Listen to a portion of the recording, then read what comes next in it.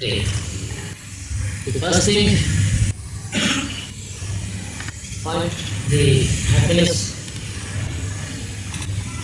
The happy occasion is that Tracy and Bill have come. Now, 12th January they arrived last year and they have made it 12th January. Again they have come. They have come all the way from Thimphu, Bhutan. Only to be with us. It's a very happy occasion, they are most welcome. So this get together is particularly important for that reason.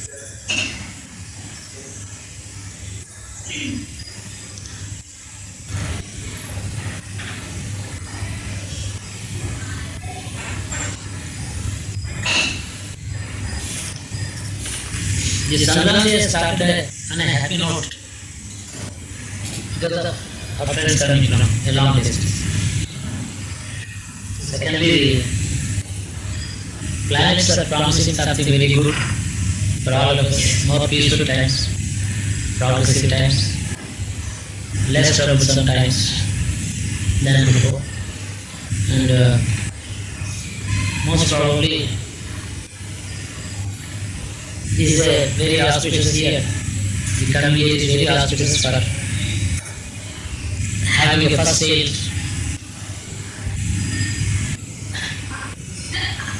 in every new words. That is one thing. Who knows next time we will meet again? Who knows next time again we will meet? Yes, 2 plus 1. Now you are doing one.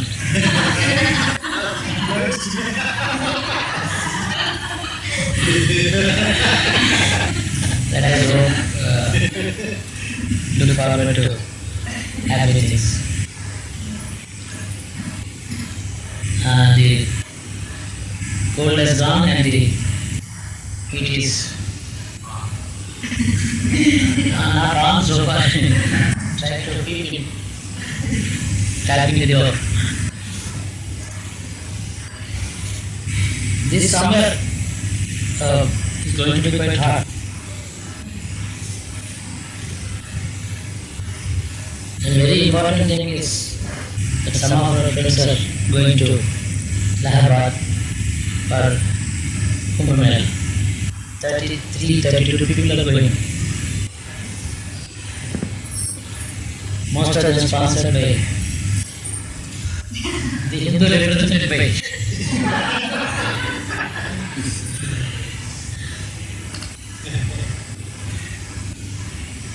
Venkateshwar. So we are going to Tirupati, he is going to Kashi, round about the same time. Then of course the place where we see the same God in the south is Arunachalam. Then we see the Lord there, same God in Kashi. That is known as the same Kashi, South Kashi. So our prayers must meet somewhere. For the good of everybody in this subcontinent, all the members of our extended family globally, everywhere, and plus everyone else.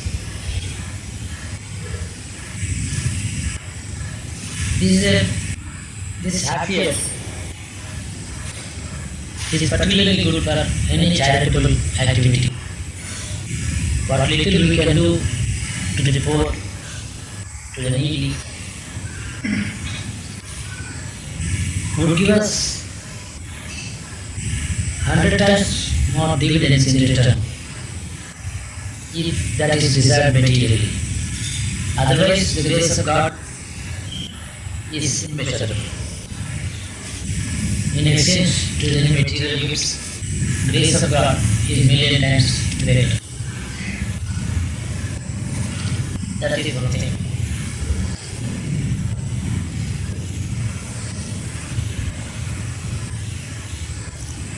I am expecting some positive results in some of the burning issues in the country, like Ram Janmabhoomi is a big issue. No one is at peace. 6th December, the Muslim community in India lodged a very violent protest all over the country, indulging in violence and things like that. Although the Hindus have pulled down the masjid on the 6th December, they are not celebrating it on that day regularly. The others are observing it.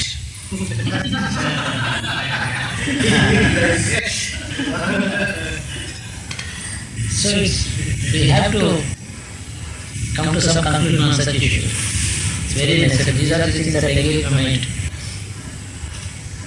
most often. And probably by talks across the table that would be solved by about August, some positive changes will be coming in that.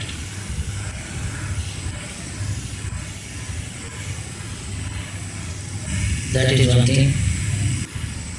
Kashmir issue also may reach a stage of some sort of solution comparatively a more peaceful time. Maybe seen in this year, second half. I remember 1988 I was in Kashmir, Srinagar. Then we went to Amarnath. Srinagar was quite peaceful. Some Muslim families took very good care of us. They treated us like close, respectable relatives. They are good. People are always good within us. As long as a society does not have a leader, it behaves well.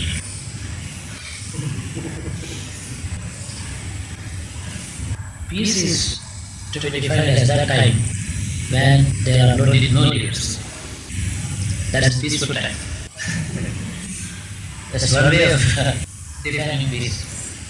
Because the interaction between two wars is not peace. I have been saying this often. Violence in mind and violence in action are not very much different. Violence in mind, lack of friendship and good relations, good feelings towards fellow beings in mind, even when that is not expressed physically, is a very unhappy state. Mental violence is what degenerates a man into the lowest state of human consciousness. Human consciousness can have a dip into the lowest depths. From there, it would not be easy for the human being to recover.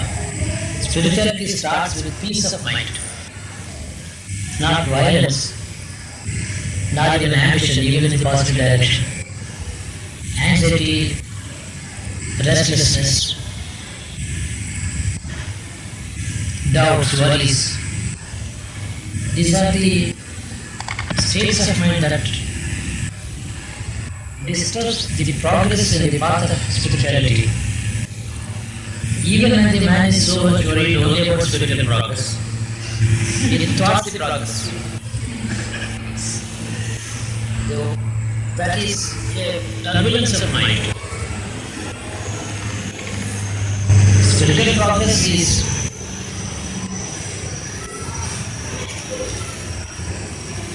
the journey that takes place only by a mind that is peaceful. Only peaceful mind travels on the spiritual path.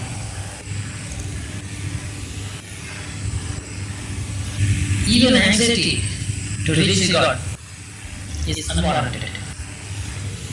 It's a negative factor. Peaceful waiting. Waiting in peace. That ensures peace all the time. That is enjoyable. But also it ensures the soul's journey to the origin faster. It is like a man sinking in the quicksand he struggles to come out by moving his hands and feet. He goes deeper. So, peace is enjoyment, and enjoyment is not peace. How do you define enjoyment? In the state of mind, in absolute peace. What is enjoyed is not in the mental level or emotional level. Deep inside the core of the human being, the soul enjoys. The absence of turbulence of mind and emotions is enjoyed by the soul. Consciousness, the state of mind, the emotions, all these things are whom are they disturbing? They are disturbing themselves and also disturbing the peaceful existence of the soul within. Peace, as we all understand, is only absence of turbulence, absence of worry and positive emotions, positive anxiety. Suppose you want to help the poor people and you are very concerned about the poor people. Even that is a positive human emotion highly respected by all people, humanists. But from the spirituality point of view, it is unwarranted, not necessary. You should be able to help the poor without worry, without concern. Shedding a tear for the suffering is a noble human emotion. It shows that you are a perfect human being.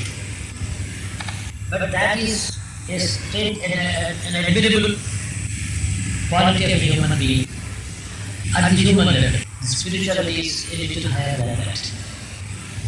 On the higher plane, spirituality is the soul is seeking to get merged into the very origin of this creation, the God, the Maker, our Father, our ultimate Father, our Mother, our Protector, our Creator, our origin and our end.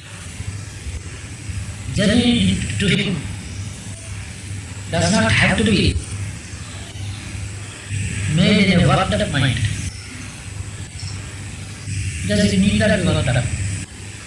You don't have to work out. In absence of all emotions, it will be positive emotions. So ultimately, the human being, after getting perfected as a human being, like his positive emotions to the suffering fellow beings, worrying about others' worries, sharing others' troubles, that is the perfection of a human being, and it transcends that, goes to the next higher stage, absolute peace. Then the humanist comes and asks you, what is his contribution to this society? How is he useful to the society? Do you mean to say God can admire somebody who is of no use to anyone in the society and he is only helping himself to reach him? Yes, God is pleased because he has already transcended the state of human perfection. And now, spirituality starts where human perfection ends. And his earlier concern for the suffering humanity bears fruit now. That is the secret. I have thought, worried, concerned myself about everybody's welfare. Could not do much. I have left it behind, gone into the realm of spirituality. The thought of the whole world is nowhere in my mind.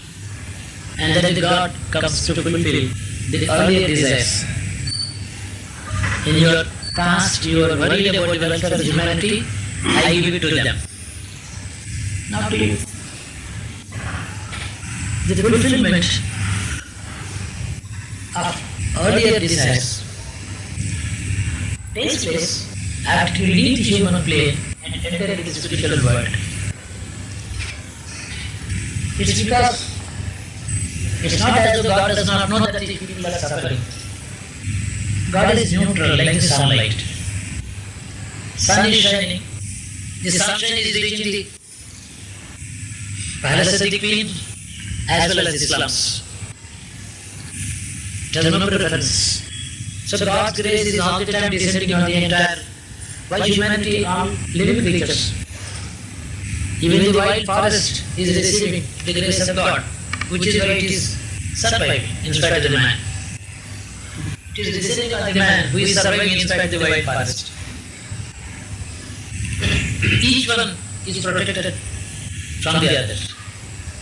And yet, the violence in the living creatures harms each other.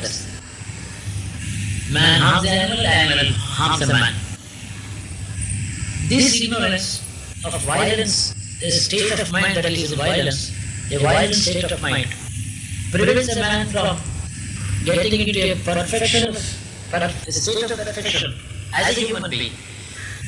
Violence left behind, a peace is reached, then perfection of human being is already reached, he transcends it also. Even when you are trying to serve the society, as much peace as possible must be at your command, then your services to the others would be 10 times more powerful.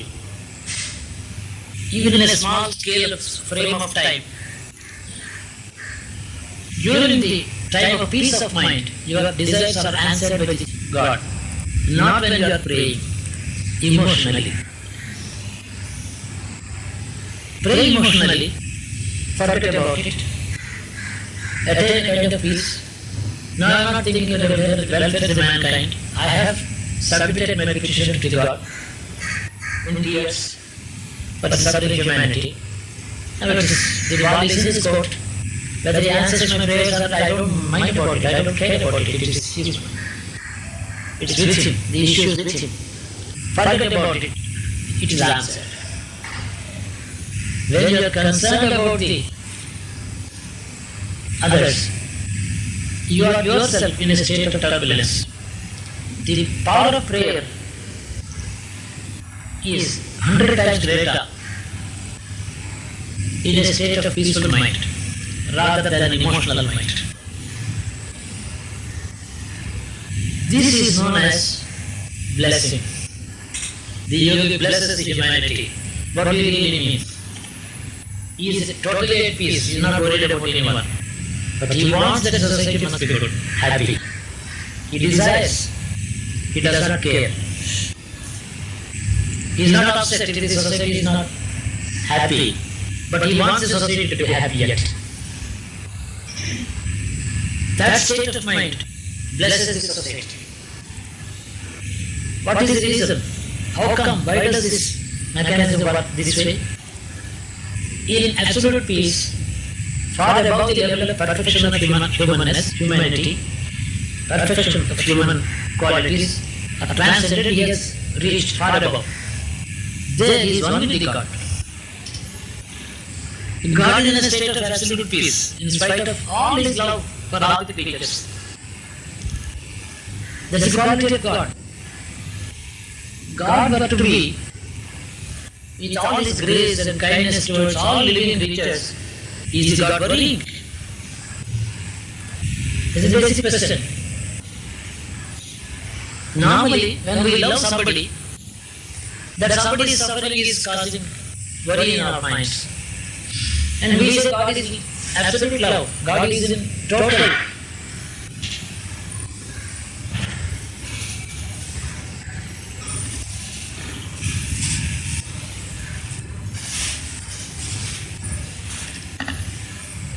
We are all told God loves all of us.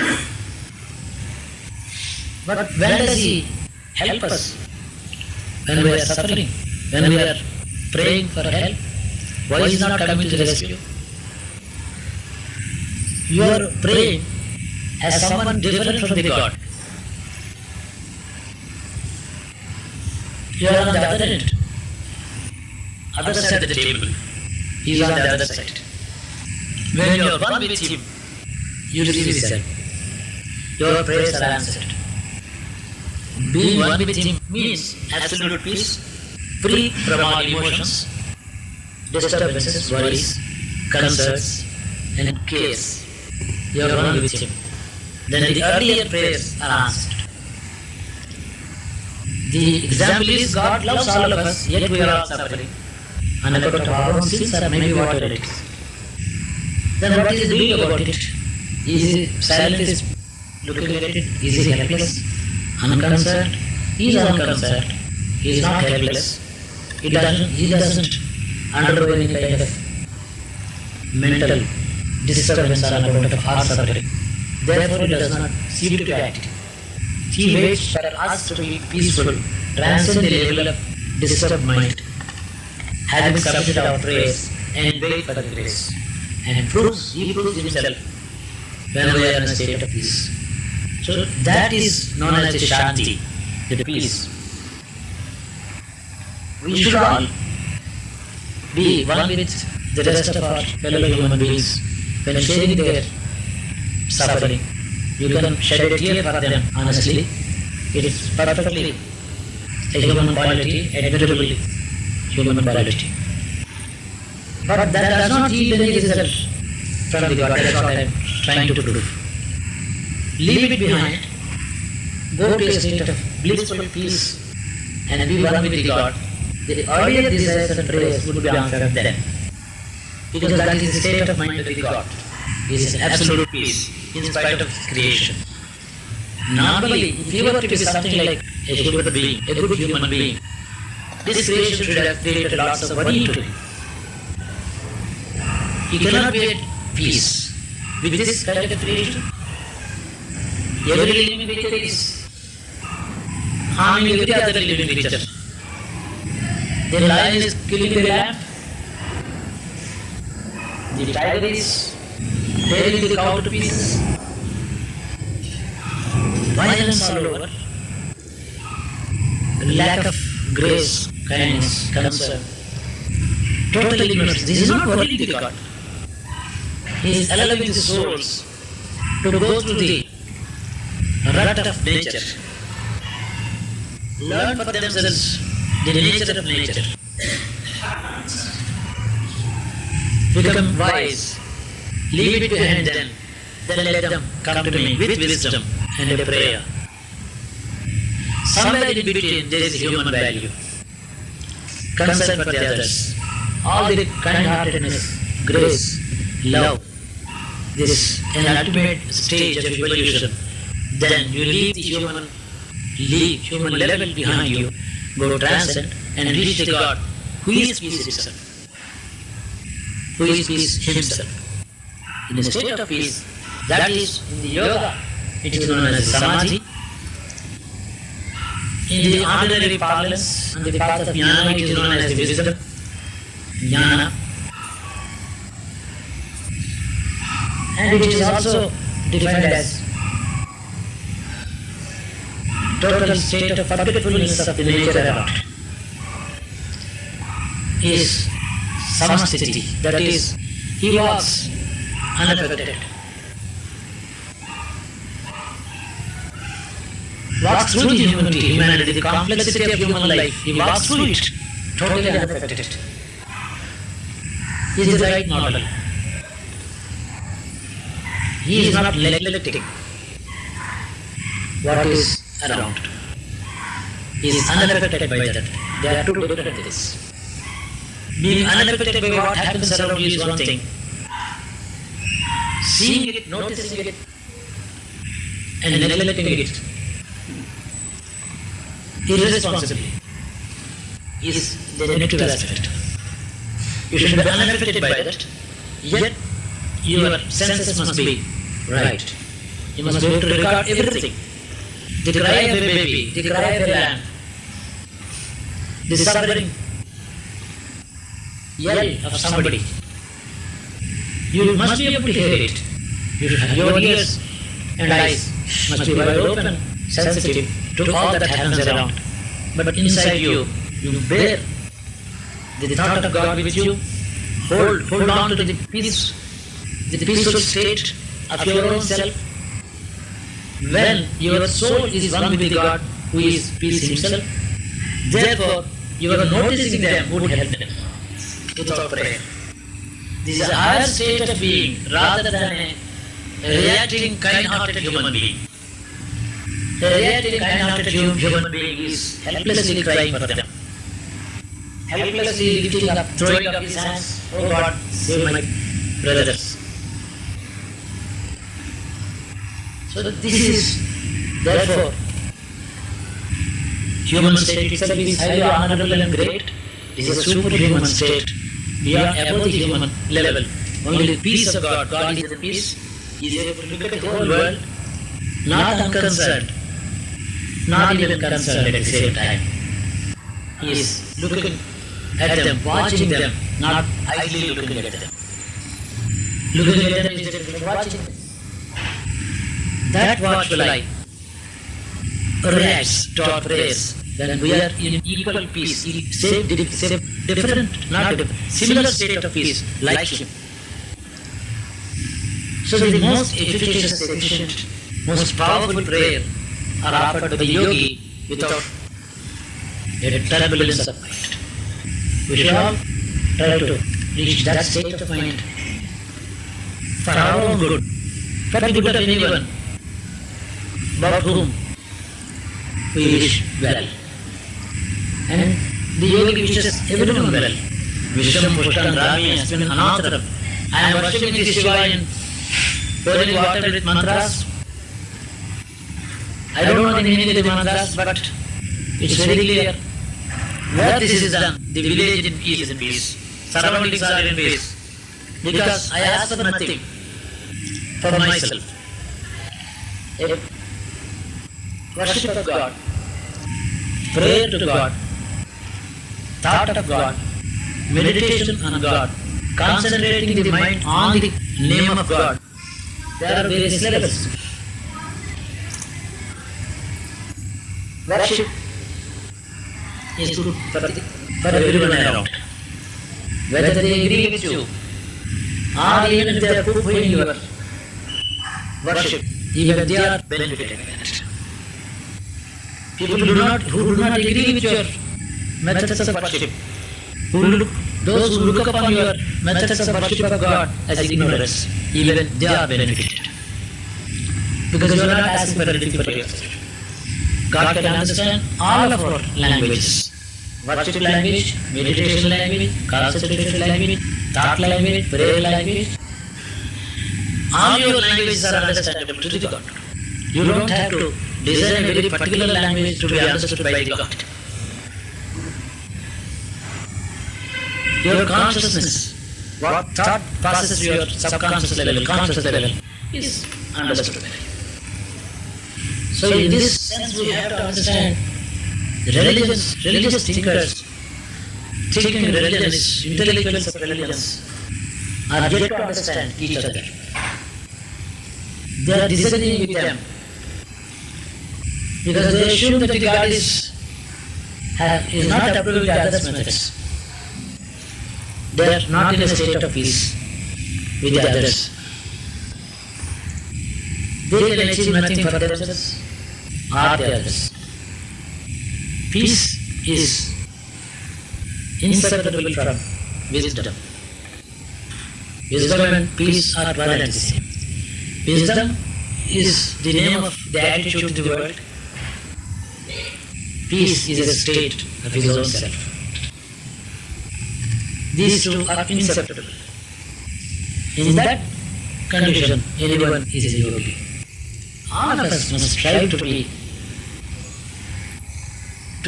that state when our very presence in this world benefits others.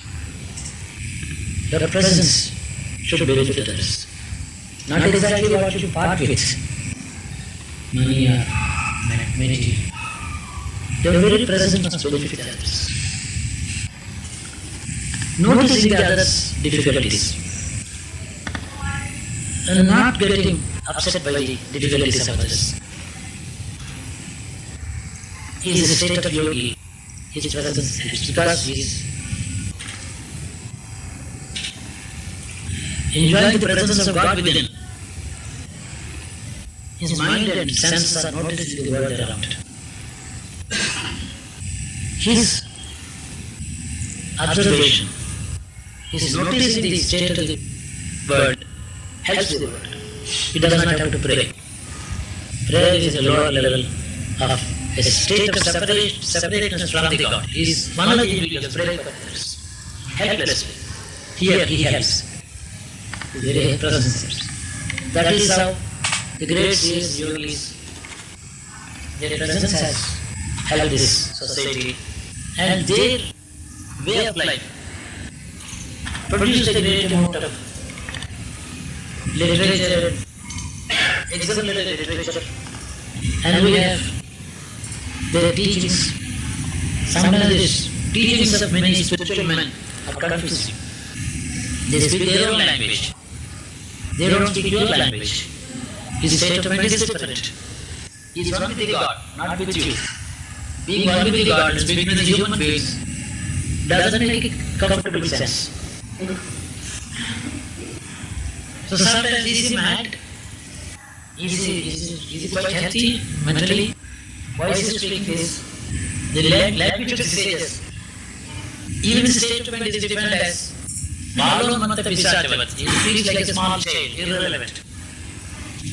And then like a madman, or intoxicated. Bala Unmata or Pisachavat is possessed by a spirit. True Pisachavat, he is possessed by the truth. Therefore he speaks a certain language which is essentially truthful. Does not make any sense to the untruthful minds of the people. We are in our truth. There is a certain gap is there. We should enjoy the presence of the sage, not try to communicate with him. Similar is the state relationship between you and the God. You speak any language of God. Even when you think you have framed your prayer excellently for the good of all humanity, that's full of loopholes. He can find. So he smiles at you and waits for you to become totally silent. Then he answers all your prayers in his place. We have to attain that kind of peace. I wish God should influence our minds, hearts, emotions, and guide us to become absolute superhuman beings, passing through the excellent levels of human being. Let us shed tears for this suffering, then forget about it. Go to the God, He answers your tears later. It's a process, something to think about, something to experience. You cannot experience this. I own experience this life. As long as I was praying for somebody's good, it did not happen. I forgot them.